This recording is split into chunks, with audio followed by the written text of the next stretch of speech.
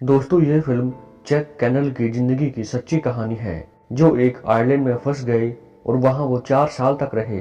तो जानते हैं कैसे वो 4 साल आइलैंड में फंसे और कैसे वो 4 साल तक जिंदा रहे और अंत में कैसे वो 4 साल के बाद बाहर निकल पाए।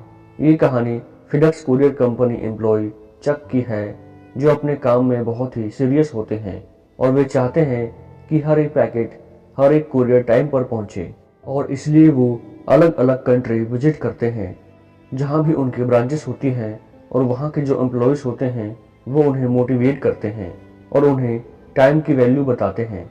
साथ ही में चक एक लड़की से प्यार करते हैं जिसका नाम कैली है, और कैली भी चक से बहुत प्यार करती है। ये दोनों बहुत लंबे समय से रिलेशन में हैं। ये दोनों शादी करना चाहते हैं, लेकिन चक अपने काम में बहुत बिजी रहते हैं और देश विदेश घूमते रहते हैं। इसी वजह से अभी तक इन दोनों की शादी नहीं हुई। अब क्रिसमस आने वाला है, लेकिन चक को मलेशिया जाना है क्योंकि उसे फिडेक्स कंपनी का बहुत जरूरी काम है। लेकिन वो बोलता है कि मैं न्यू ईयर तक आ जाऊंगा, चाहे कुछ भी हो जाए। कैली बोलती है क्रिसमस का क्या, लेकिन चक उसे मना लेता है और कैली भी मान जाती है। जाते हुए चक उसे क्रिसमस का गिफ्ट देता है और कैली भी उसे गिफ्ट देती है, जो एक घड़ी होती है, और उस घड़ी में कैली की फोटो भी होती है। चक मलेशिया के लिए निकल जाता है और जब उनका प्लेन पैसिफिक ओशियन के ऊपर होता है, तभी वहां पर बहुत जोर से तूफान आता है और उस तूफान में उनका प्लेन क्रैश हो जाता है।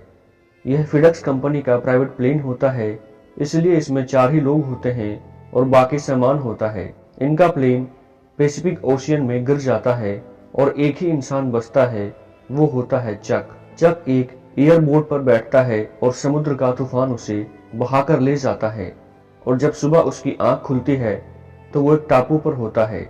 उस टापू पर वह चारों तरफ देखता है तो दूर दूर तक कोई भी नहीं होता। इसके बाद वो रेत पर हेल्प लिख देता है बड़ा बड़ा सा, ताकि ऊपर से कोई प्लेन उड़े, शायद ऊपर से किसी की नजर पड़ जाए। रात हो जाती है और चक सो जाता है। सुबह जब वह उठता है तो जो उसने हेल्प लिखा होता है वह मिट चुका होता है, और उसके बाद चक लकड़ी के टुकड़ों से हेल्प लिखता है, क्योंकि वह जानता है कि उसे ढूंढने लोग जरूर आएंगे, और जब वो आए तो उन्हें पता चल जाए कि चक यहीं पर है और उसे हेल्प की जरूरत है। अब चक के पास फिडेक्स कंपनी के कुछ पैकेट भी बह के आ चुके हैं, लेकिन उनमें कुछ भी खाने का सामान नहीं होता। वह बहुत सारे कच्चे नारियल इकट्ठे कर लेता है, लेकिन नारियल को फाड़ना इतना आसान नहीं होता और इसमें चक को बहुत स्ट्रगल करना पड़ता है, और बाद में वह एक नारियल में छेद करके पानी पीना सीख लेता है। अब चक के पास पानी पीने के लिए नारियल है। अब चक को यहाँ 2-3 दिन बीत चुके होते हैं। उसके पैरों में जूते नहीं होते। जब वो पानी में चलता है तो उसके पैरों में बहुत तकलीफ होती है और उसके पैर से खून भी निकलता है। इसके बाद चक अपनी पैंट को आधा फाड़ के अपने पैरों में बांध लेता है, क्योंकि उसे एक बहुत बड़ी चोटी दिखती है। वो ये तय करता है कि वो उस चोटी पर जाएगा और एक जायजा लेगा कि वे अभी कहाँ है। और जब वो उस चोटी पर जाता है तो उसे समुद्र में कुछ दिखता है। वो जल्दी जल्दी उस चीज के पास जाता है, और जब वह देखता है तो वह उसी प्लेन की पायलट की डेड बॉडी होती है। ये देख के चक को बहुत दुख होता है। वह उसे दफनाने से पहले उसके जूते और टॉर्च निकाल लेता है, क्योंकि यही 2 चीज चक के काम की थी।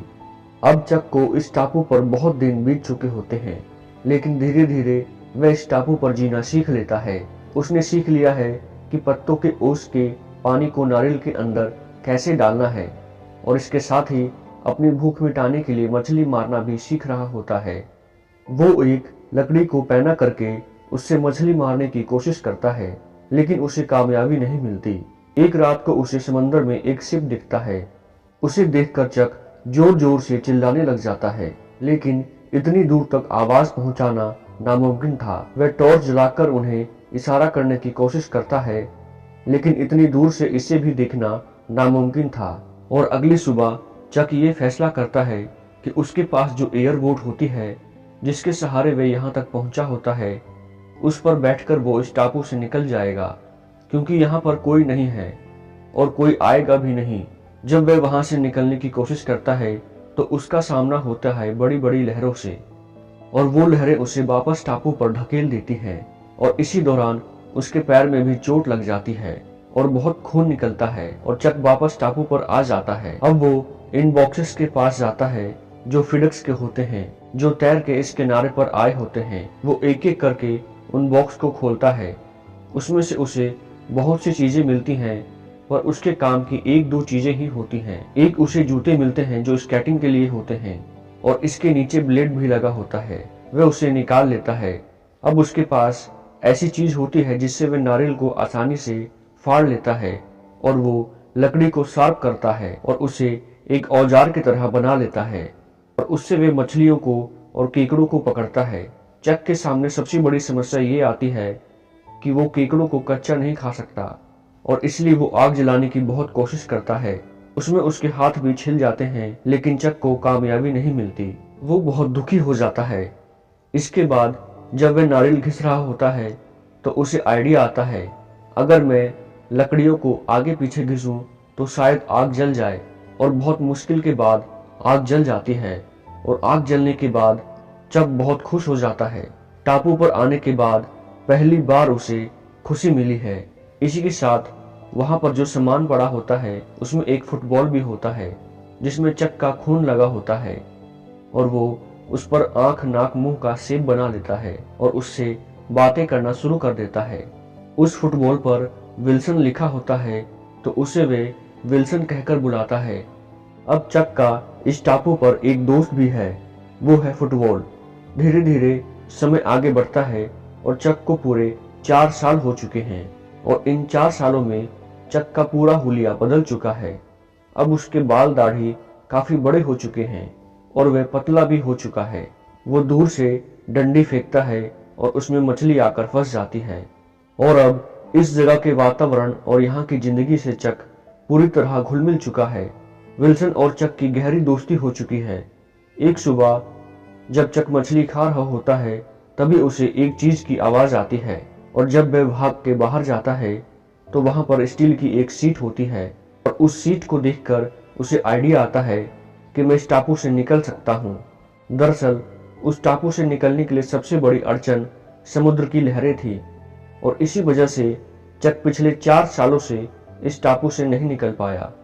अब वह बड़े बड़े नारियल के पेड़ काट कर उन्हें किनारे पर ले जाता है और उनसे एक बेड़ा बनाता है। बेड़ा बनाना इतना आसान नहीं था, उसे इसमें बहुत तकलीफें आती हैं। वह ये तय करता है कि जब हवा का रुख बदलेगा तब वह यहाँ से जाएगा और उस सीट को हवा के विरुद्ध इस्तेमाल करेगा ताकि उसके बेड़े को धक्का मिल सके। हवा का रुख बदलने के बाद चक अपने दोस्त विल्सन को रखता है और वहां से निकल जाता है। अब उसे बड़ी बड़ी लहरों का सामना करना पड़ता है, लेकिन चक खुश हो जाता है क्योंकि उसने वह लहरें पार कर ली थी। लेकिन अभी भी बहुत बड़ा समुद्र आगे है। उसे नहीं पता कि उससे आगे जमीन कब मिलेगी। लेकिन अब चक उस टापू को छोड़कर निकल चुका है। पिछले 4 सालों से चक वहीं पर था और आज उस टापू से निकलने के बाद उसके अंदर उम्मीद है कि शायद वह घर पहुंच जाए। लेकिन ये सब इतना आसान नहीं था। समंदर में उसे बारिश का, तूफान का, इन सब का सामना करना पड़ता है। हालांकि खाने के लिए वह मछली पकड़ लेता है, पीने के लिए बारिश का पानी इकट्ठा कर लेता है। उसने बारिश का पानी इकट्ठा करने के लिए बहुत सारे नारियल रखे होते हैं। जब भी बारिश होती है वह उसमें पानी भर लेता है और बचा के रखता है ताकि वह बाद में पी सके। लेकिन इसी बीच ऐसी घटना होती है जिससे चक पूरी तरह टूट जाता है। उसका दोस्त विल्सन पानी में गिर जाता है। जब तक चक को पता चलता है विल्सन बहुत दूर जा चुका होता है, लेकिन फिर भी चक उसे पकड़ने के लिए पानी में कूद जाता है और उसे वापस लाने की कोशिश करता है, लेकिन वो नाकामयाब रहता है और वापस अपने बेड़े में आ जाता है। चक बहुत रोता है क्योंकि विल्सन ही था जिससे वह 4 सालों से बात कर रहा था और विल्सन उसका बहुत अच्छा दोस्त था। वो उसके लिए एक अस्तित्व था। क्रूज शिप उसके सामने से गुजरता है और वो लोग उसे बचा लेते हैं।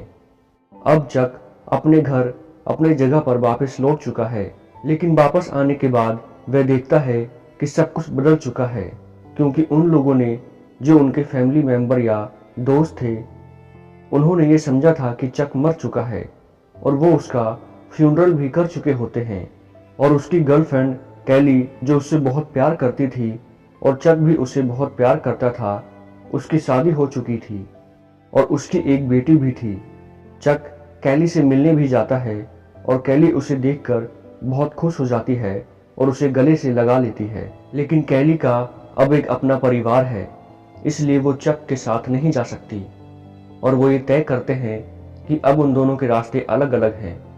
चक को कैली ने एक घड़ी दी थी जो चक के साथ उस टापू पर भी थी। वो घड़ी वे उसको वापस कर देता है क्योंकि वो कैली के खानदान की घड़ी होती है। चक बोलता है कि परिवार की धरोहर परिवार के पास ही रहनी चाहिए, लेकिन चक कैली की फोटो को अपने पास ही रख लेता है। जाने से पहले कैली उसे बोलती है कि तुमने मुझे वादा किया था कि तुम वापस जरूर आओगे। चक बोलता है आई एम सो सॉरी और कैली भी बोलती है मैं भी सॉरी हूँ।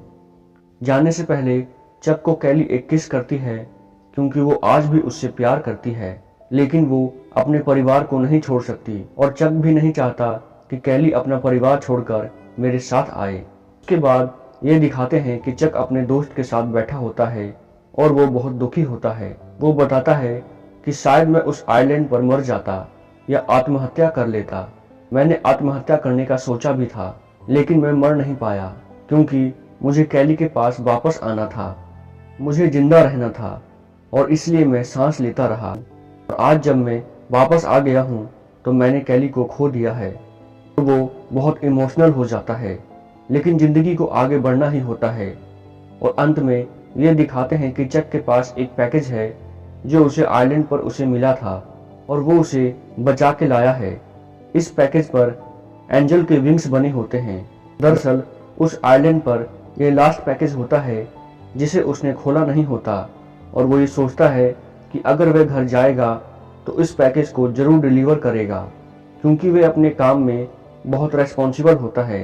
क्योंकि कहीं ना कहीं यह भी कारण होता है कि उसने अपने आप को जिंदा रखा, क्योंकि उसके अंदर सेंस ऑफ ड्यूटी बहुत ज़्यादा थी और वो ये पैकेज वापस करने जाता है, लेकिन घर पर कोई नहीं होता। वो उस पैकेज को दरवाजे पर रख देता है और उसमें एक नोट लिख देता है, this package saved my life, thank you Chuck Norris, और वहां से चला जाता है। और उसके बाद ये दिखाते हैं कि वो एक चौराहे पर खड़ा है जहां पर वो ये कंफ्यूज है कि वो जाए कहाँ। और जब वो मैप देख रहा होता है तभी वहां पर एक लड़की आती है। वो बोलती है कि शायद तुम खो चुके हो। चक बोलता है वाकई। वो कहती है कि कहाँ जा रहे हो। चक बोलता है कि मैं यही डिसाइड कर रहा था। इसके बाद वो लड़की उसको चारों रोड का रास्ता बताती है कि कौन सा रोड कहाँ जाता है और वो वहां से निकल जाती है। और उसके ट्रक के पीछे भी वही विंग्स बने होते हैं जो उस पैकेज पर भी होते हैं और वो भी उसी तरफ जाती है जहां से चक पार्सल को डिलीवर करके आया है। और इसके बाद चक उस ट्रक को देखता है और स्माइल करता रहता है। फिल्म के स्टार्टिंग में भी यही घर दिखाते हैं जहां लिखा होता है डिक और बैटीना, लेकिन 4 साल बाद वहां सिर्फ बैटीना लिखा होता है। इसका मतलब है कि इसने भी अपना पार्टनर खो दिया है जैसे चक ने खो दिया है। इसीलिए चक पहले चारों तरफ देखता है और फिर उस रास्ते पर देखता है जहां वो लड़की गई होती है और उसके चेहरे पर स्माइल के साथ उम्मीद भी होती है। और इसी के साथ मूवी एंड हो जाती है।